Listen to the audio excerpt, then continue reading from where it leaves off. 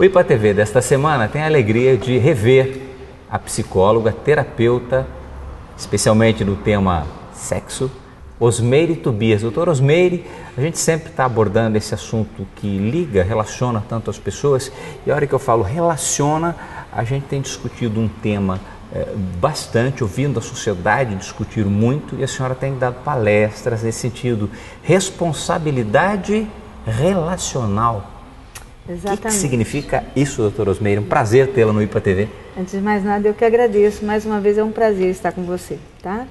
Bom, a questão da responsabilidade relacional é uma questão muito importante, porque a partir do momento que eu entendo melhor como é que está a relação que eu tenho comigo mesmo, é que vai se dar melhor as relações interpessoais, aquelas relações que eu tenho com as outras pessoas com as quais eu convivo.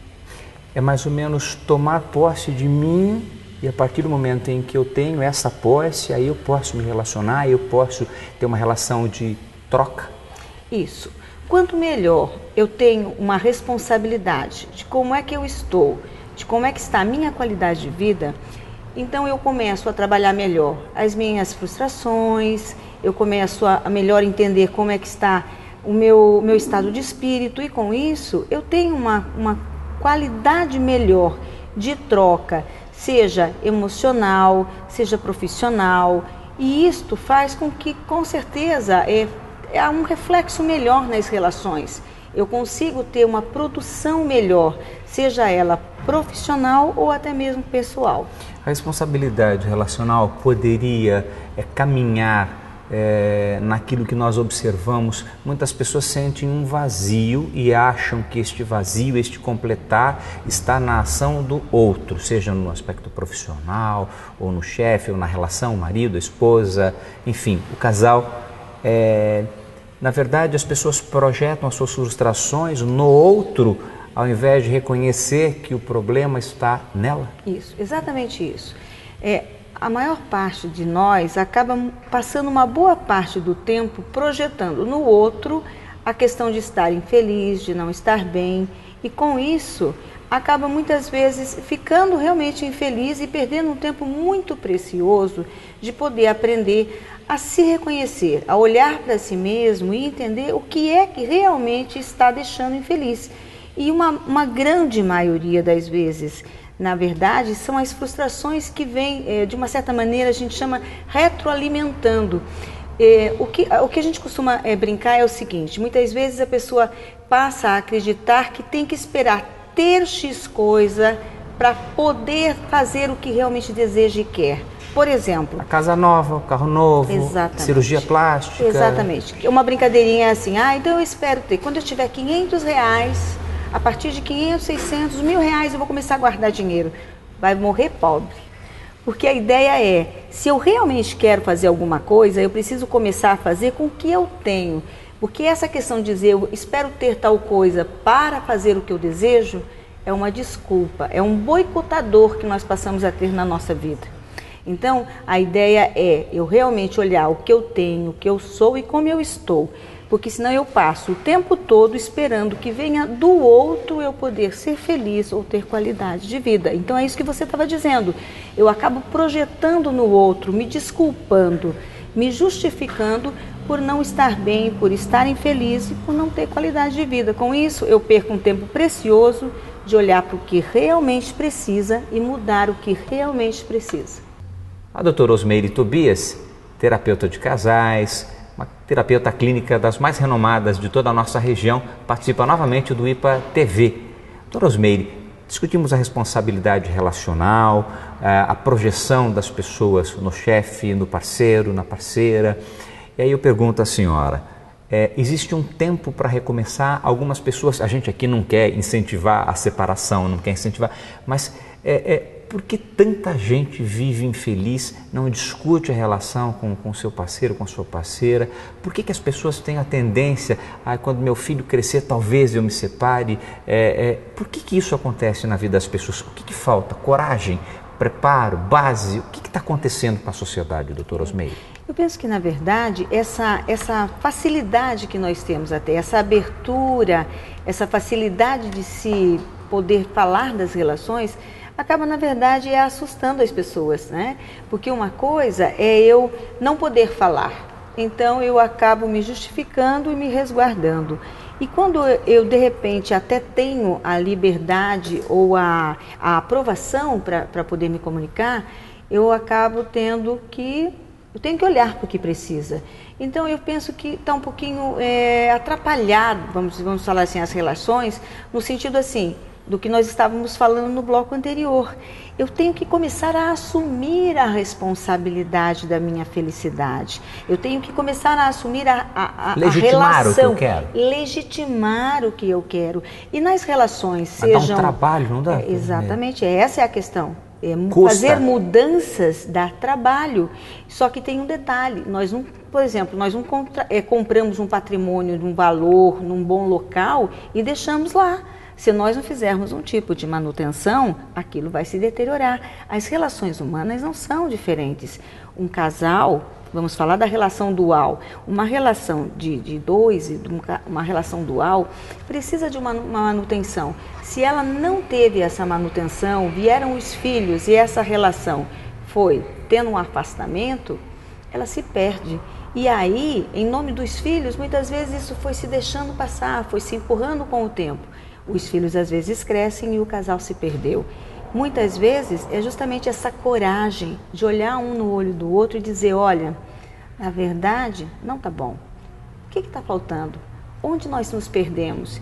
E é esta coragem de cada um poder assumir a responsabilidade da própria vida e com isto assumir a responsabilidade do que tem na relação com o outro, mas nunca poderá ser diferente.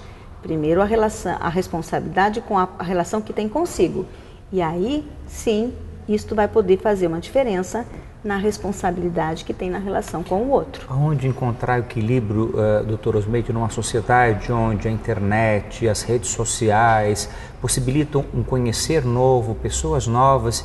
Quando você casa com uma pessoa, ela não é mais a mesma pessoa após alguns anos e você também não é mais a mesma pessoa. Dá para caminhar junto ou o marido vai por um caminho e a mulher cria filhos, aí junta um patrimônio, amealha um patrimônio e depois vive em função desse patrimônio, em função daquele núcleo que já não tem mais, e as pessoas não têm mais nada a ver. Isso acontece muito então, acontece, ou não? Sim, acontece, mas é isso que nós estávamos falando. Tem que haver uma manutenção. Nós podemos manter e precisamos manter uma individualidade, por exemplo, ao casarmos, mas não um individualismo. Não é cada um segue uma vida, nós temos que sentar, fazer um planejamento, termos sonhos juntos. O que cada um pode fazer por si, per si, para colaborar para esse sonho em comum é uma coisa, mas não é cada um seguir sozinho fazendo uma parte distinta do outro. E aí entra a chave principal, a grande sacada da vida. Novamente nós vamos falar da comunicação. E nós estamos nos perdendo como humanidade, não só como casal, mas na história da comunicação. Nós não estamos mais nos falando como precisávamos. Toda a tecnologia que nós temos, os avanços, são fantásticos. Por um WhatsApp, eu me tranquilizo e sei que minha filha chegou. Mas o mesmo WhatsApp hoje em dia facilita de um marido, uma pessoa ciumenta, querer que seja fotografado na hora e mandado em tempo real onde a pessoa está. Então veja, todos os recursos que nós temos, todo o conhecimento que nós temos, se não for bem usado, de nada vai valer. Depois de uma traição, é possível nesse momento de era tecnológica, uma relação ir adiante? É possível? É possível, desde que a estrutura de personalidade das partes o permita. Algumas personalidades jamais vão permitir, jamais. Doutora Rosmeide, eu acho um fator interessante, nós vivemos uma sociedade, de certa forma, um pouco das relações mais fluídas, né? Já dizem alguns especialistas nessa área. Mas qual o caminho numa sociedade onde o amor está distinto, muitas vezes, do sexo? Né? Quer dizer, é possível distinguir as duas coisas? As duas podem conviver juntas?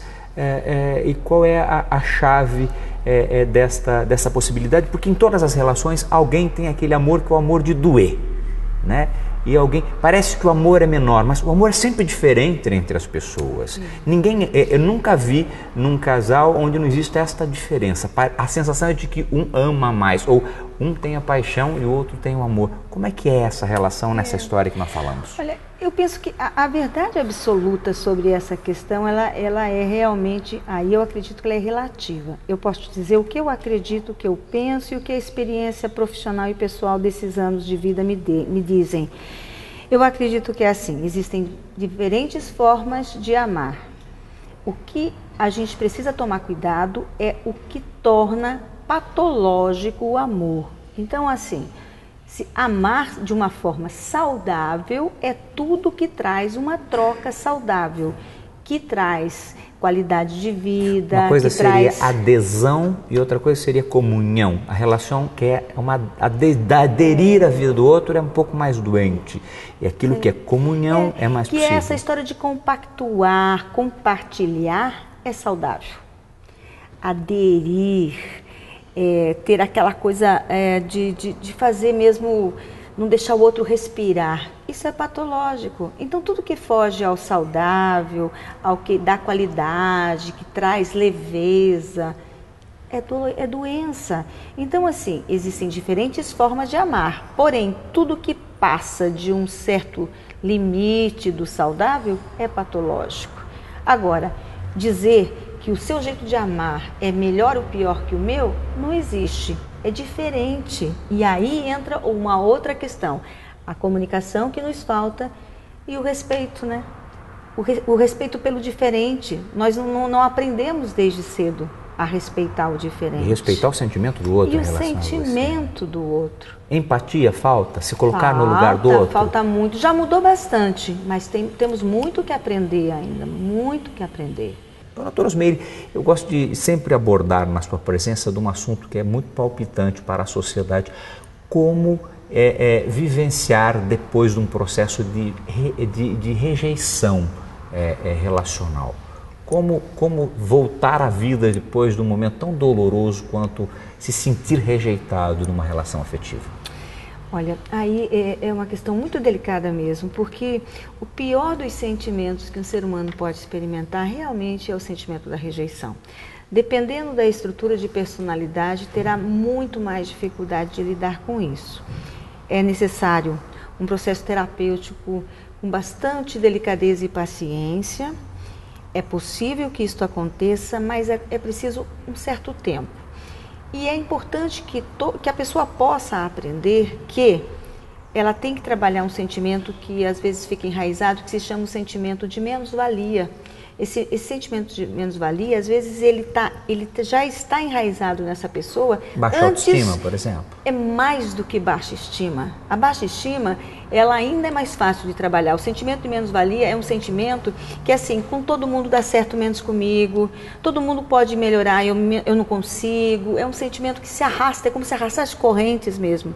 E aí se passa por um sentimento de... Veja, a pessoa que tem o sentimento de menos-valia é como se ela procurasse alguém para rejeitá-la. Então é como se fosse uma atração, ela procura, ela atrai pessoas que já de cara já mostram que não vão dar certo, percebe? Então, a questão de tratar uma pessoa que sofreu uma rejeição muito grande, talvez seja ajudá-la a entender que sem que ela desejasse inconscientemente, ela promoveu a ela mesma aquilo, porque daí ela não vai ficar presa a tentar perdoar a rejeição que sofreu, mas assim entender que ela tem que aprender a gostar mais dela e não a ficar... Porque essa história do perdão é muito complicada, é a história para um outro bate-papo. Então, se a gente fica muito preocupado em ajudar... Perdão é para amar de Teresa de Calcutá? Olha, é mais do que isso, é um aprendizado de uma vida.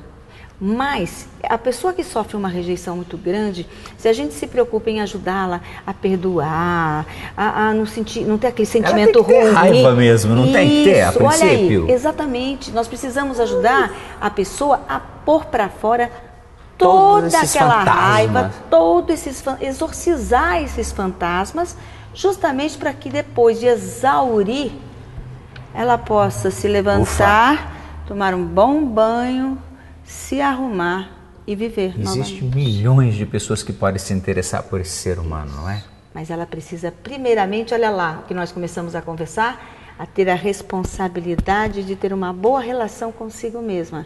Aí sim ela vai poder ser feliz de verdade. Porque senão ela vai ficar projetando e procurando. Isso, vai repetir e repetir a busca inconsciente. Então, a dica é xingar bastante, doutora Osmeire, é isso?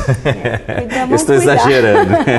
Mas é poder pôr para fora todos os bichos mal resolvidos para abrir espaço para coisa boa entrar. Eu conheço uma pessoa que diz o seguinte: imagine que eu vou falar os meus problemas com um terapeuta, com uma pessoa desconhecida. Eu falei, não, fale no salão de beleza, conte tudo. Lamentavelmente, as pessoas ainda têm um tabu em relação à terapia. Tem, e muito grande. Que muito pena. Grande.